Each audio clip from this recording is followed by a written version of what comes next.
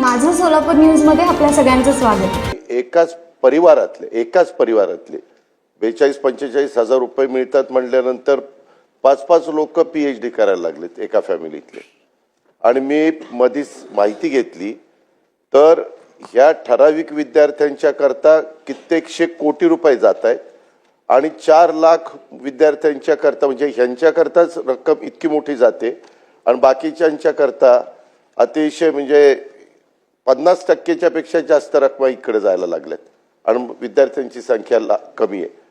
मला असं वाटतं की अनेक वेळा दादा एखादी गोष्ट बोलतात तर लोक त्याचा वेगळा अर्थ काढतात, पण मुळामध्ये ही योजना जी सुरू केलेली आहे ती जे काही आपले हुशार लोक आहेत, मुलं आहेत, पण PhD अफोर्ड करू शकत नाही त्या लोकांकरता ती काढलेली आहे। आता एका घरातले 5 लोक जर योजनेचा लाभ घेतील तर इतर घरातले जे काही आपले गरीब लोक आहेत, होतकरू आहेत, त्यांना त्याचा लाभ मिळणार नाही। दादांनी व्यक्त केलेली चिंता बरोबर आहे, या संदर्भात योग्य अशा प्रकारे आपल्याला त्या ठिकाणी निर्णय करावा। माझं सोलापूर न्यूज या YouTube चॅनलला सबस्क्राईब करा आणि बेल आयकॉन प्रेस करायला विसरू नका।